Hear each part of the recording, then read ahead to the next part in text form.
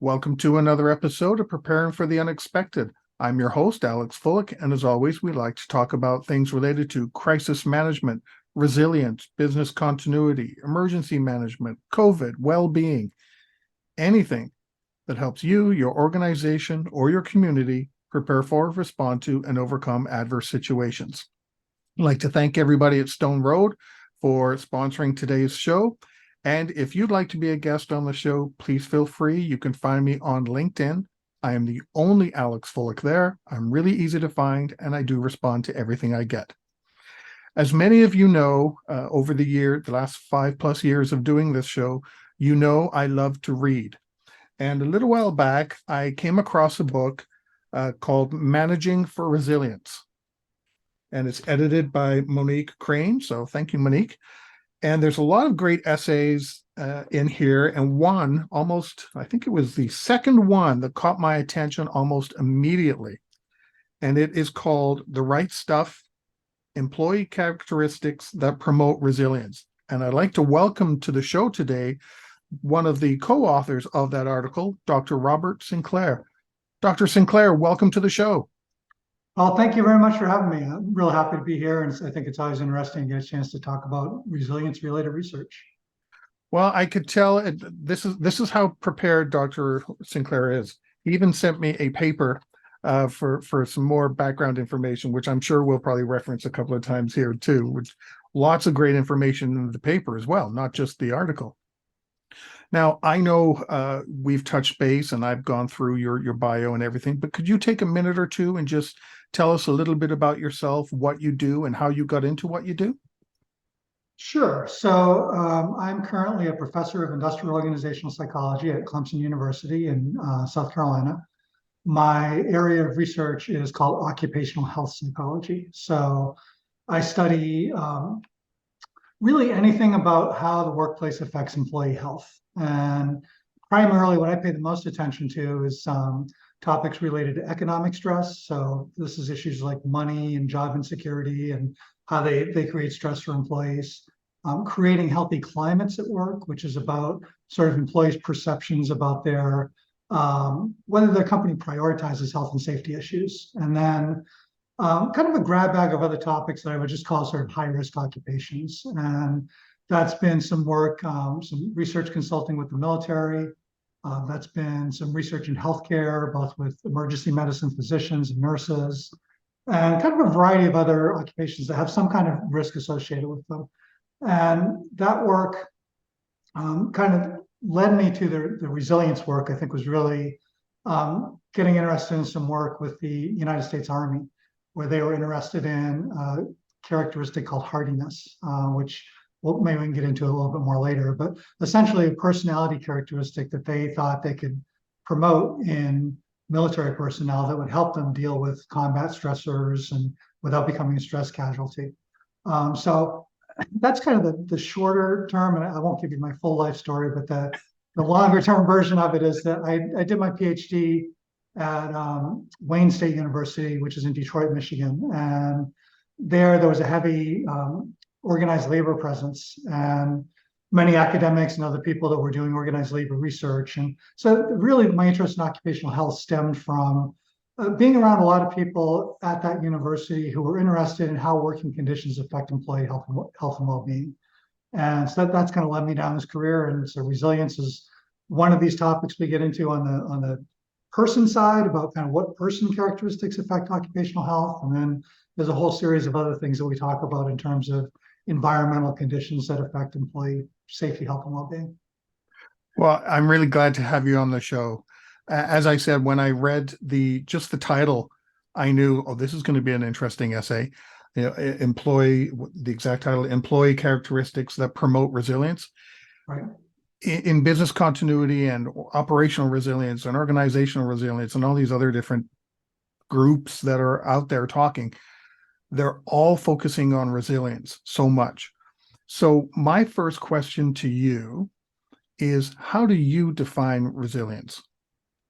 Good. So this is that paper that you showed. This is a paper that Yeah. It's main colleagues Winnie Shen and Tom Britt, who's a colleague of mine here at Clemson, and I So Tom and I have written a few different things on this kind of idea of the definition of resilience. And, as we were talking before the show started, it's a challenge in this literature because it's one of these terms that I sometimes tell my students that they're called quicksand terms, that different people use the term meaning something different. And, so that what one person means by resilience, somebody else might mean something completely different. And there may be legitimate different uses of the term. I think it's important to acknowledge that. But what we talk about when we define resilience are really two distinct ideas. One is called the demonstration of resilience. And this comes from work by a psychologist named George Bonanno, who talks about resilience as a trajectory of health outcomes following exposure to a stressor. And so that kind of the short answer to it is that resilience is basically maintaining your kind of baseline health and well-being after exposure to a stressor versus something like getting sick and having symptoms in the short term and then recovering, or getting sick and never recovering. So we talk about resilience as kind of maintaining functioning in the face of adversity. Then what my chapter was more about was the second part of the definition, where we talk about the capacity for resilience. And these are the individual qualities that people have that can lead them to be better able to demonstrate resilience when they're exposed to stressors, so that they're not really resilience per se, that they're characteristics that we possess that lead us to potentially be more likely to be resilient. And there's no one set of those. Kind of like that chapter was basically an attempt to say that specifically in the area of personality characteristics, here's a variety of different traits that we think are associated with the ability to essentially cope with stressors better. But other people would point out that it's not just personality characteristics. So some people think about personality, think about resilience as some part of your personality, right? It's who you are as a person, your character. And that's true to a degree, but other people have pointed out that characteristics like physical fitness, your overall health, social support can contribute to resilience as well. But sort of the main focus of that chapter was on the personality characteristics that promote resilience. Personality, people tend to change their personality. So depending on things they've gone through, they're experiencing, they may live out in the country and all of a sudden their personality changes when they move to the big city. So does that mean a person can change their, for lack of a better way of saying it, their level of resilience? Yes. So that in the broader personality literature, I think we define personality as relatively stable characteristics. That there are things that aren't going to change unless something happens to change them. And there's a lot of research that's quite interesting looking at personality over time and finding that, if I surveyed 50 people on their personality characteristics now and came back 7 years later and looked at the same characteristics, they'd be pretty stable. So these are characteristics that don't change that much, I think, unless something happens. And I think part of the appeal, for example, for the military with looking at hardiness was that literature assumes to a degree that those characteristics can be developed in people with the right types of training, with the right types of supports. And so we talk about them as relatively stable but changeable. So you're not going to just, as I say, you're not going to be an extrovert today and sort of randomly become an introvert tomorrow, and you probably won't change in your level of extroversion unless something really quite dramatic happened to you. But it's possible that characteristics can change or develop over time. Absolutely. You also mentioned stressors. What do you mean by stressors? Good. So, generally speaking, we talk about stressors as any stimuli that places a demand on your system, requires you to cope with it, right? And particularly in the area of resilience, they're often interested in talking about traumatic stressors, which are associated with PTSD and depression and other negative mental health outcomes. I should say post-traumatic stress disorder, depression, and other negative mental health outcomes. And those are stressors that people would define as outside the range of normal human experience. So combat is a classic one. A tornado lands on your town. Being, domestic abuse, things that are really outside of our normal ability to cope. And then the interest in resilience is that we know that when people are exposed to those stressors, maybe, there's not an exact number because it depends a lot on the circumstances, but somewhere around 20, 30% of people may develop PTSD as a result. And then a lot of other people won't, right? Some people develop, short-term problems that they can get over pretty quickly. Some people seem to do quite well. They demonstrate that resilience trajectory. And then it's not in my area of research as much, but there's a whole other area called post-traumatic growth, which is the idea of being exposed to trauma, helping people grow as a person. So I remember I went to a conference on cancer survivorship one time, and they would talk about people that said that, my cancer taught me what I was capable of as a person. I didn't know how resilient I was. I didn't know what I was capable of dealing with until I had to deal with the stressor. And soldiers in the military, obviously not all of them, but many of them will talk about the meaningfulness of their deployment and how they learned about themselves and what they were capable of and actually derived benefits from it. So there are a variety of these different responses that we have to stressors. And, our interest in personality and resilience is, what are the personality characteristics that might explain why somebody has one response versus another. Is it fair to say you cannot say you're resilient or someone else resilient if they haven't gone through some sort of a stressor? Because I know some people, I've met one or two people in my life where it seems everything is just absolutely fantastic and, they're resilient. They call themselves resilient. They've never had any issues. But then based on just listening to you, it's like, well, are they really resilient if they've never experienced anything traumatic? Right. So this goes back to the definition, right? So if you talk about the definition and you say it's how you respond following a stressor, by that definition, you wouldn't know until they've been in a stressful circumstance, right? Mm-hmm. If you look at the capacity definition, then you can say, yes, this person has these certain capacities, and that leads us to think that they're probably going to be resilient if they're exposed to a stressor. But we wouldn't put it as like a stamp on the person that says that this person's resilient and this other person isn't. But I think you could say that, this person has these characteristics that make them more likely to be able to cope successfully with stressors. The other thing I'd say about it is that there's a researcher named Siri, I forget the first name, but who argued that, I think as we all might expect, that you need some level of exposure to trauma to grow optimally as a person. If you've never encountered trauma, you're probably going to face difficulties when you do. So I think that's part of that answer too.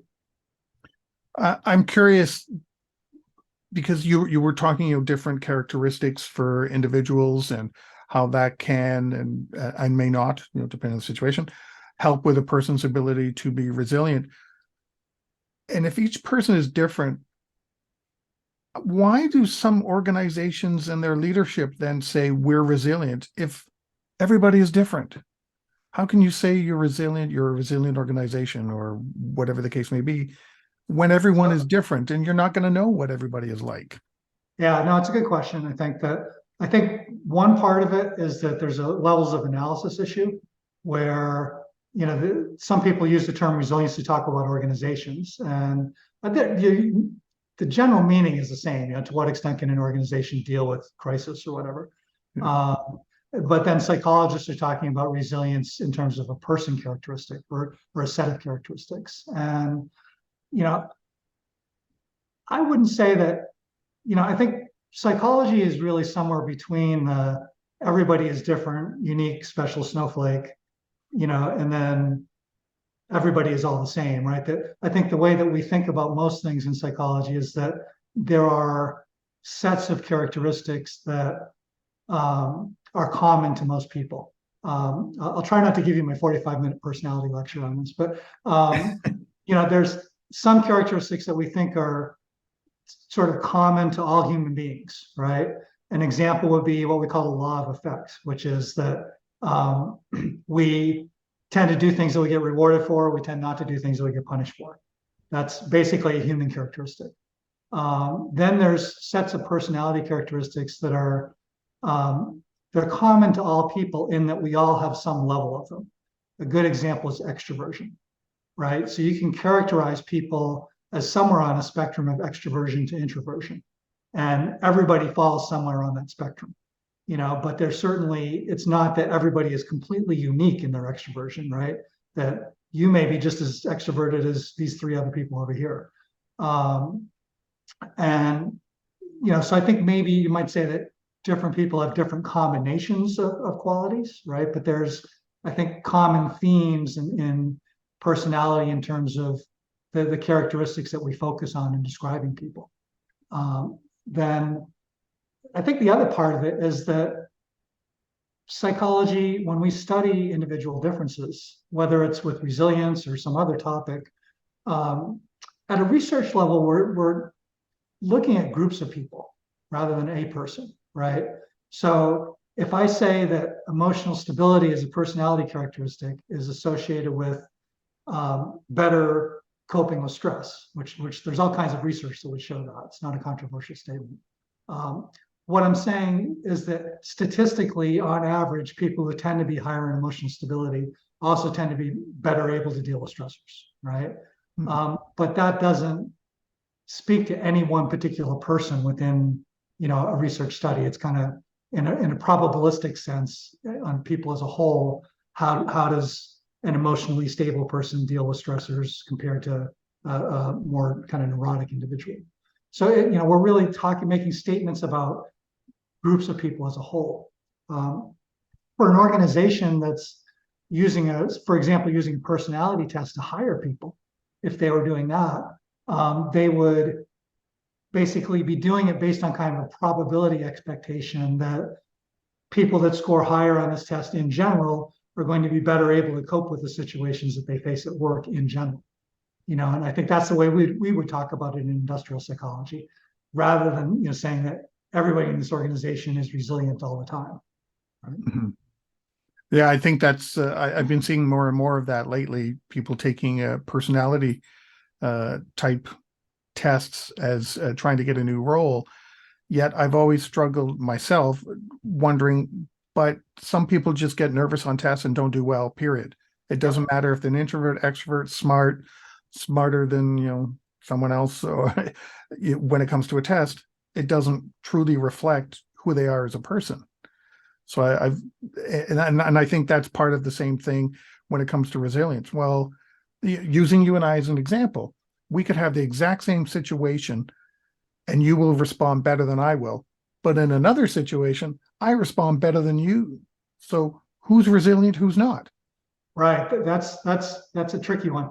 Let me talk about the first part first, because I was just lecturing to my undergraduate class about this morning. Anytime we study something in psychology, we're trying to capture these, abstract ideas that we call constructs, right? And where then we use measures that we can actually get a score on from a person, a response to a personality questionnaire.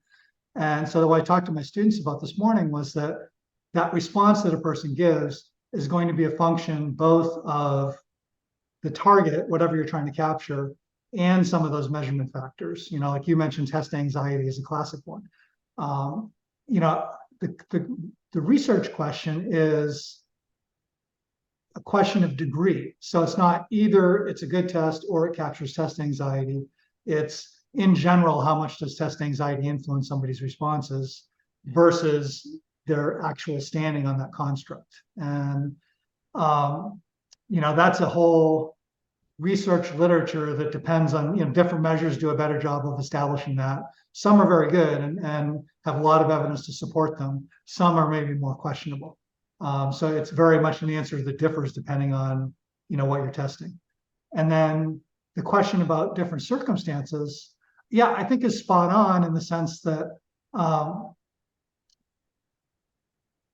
think that people may be more apt to, be adaptive in one situation and not others, right? I think that's absolutely true.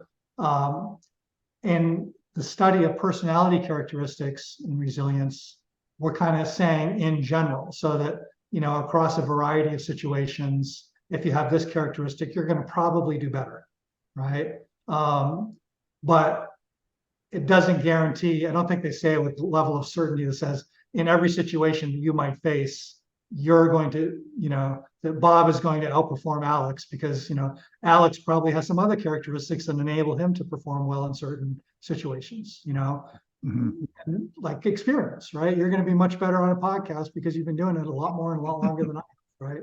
So, because you have those skills that are conducive to that situation, you're probably going to be more resilient in that situation, whereas somebody else might not be. You got me thinking, does there need to be a personal connection to a situation, like the impact, to determine if I would respond a certain way or be resilient in a certain situation? If something touches me deeply on a personal level, will help determine how I. Yeah. So certainly there's, I think, a fundamental idea in stress is that what we call identity relevant stressors. So that if it's an event that's demanding and also it's kind of a threat to who you are as a person, that's going to be much more stressful for you, right? Mhm. And it may also be the case that, and we also talk about the idea of meaning these days, meaning and purpose, right? And that if you find meaning and purpose in events, I think you're going to be better able to cope with them. So that certainly there's a component of, how you perceive an event is going to be different than I do. And, that's going to guide, your stress response. So. Great. Well, on that note, we've come to the end of our first segment. We are talking today with Dr. Robert Sinclair and his essay that appeared in the book, Managing for Resilience, Employee Characteristics that Promote Resilience. And we will be right back. If you liked that video, thumbs up. If you didn't like that video, thumbs down. But leave me a message and let me know your thoughts. Of course, don't forget to subscribe. And in the meantime, stay prepared, everybody.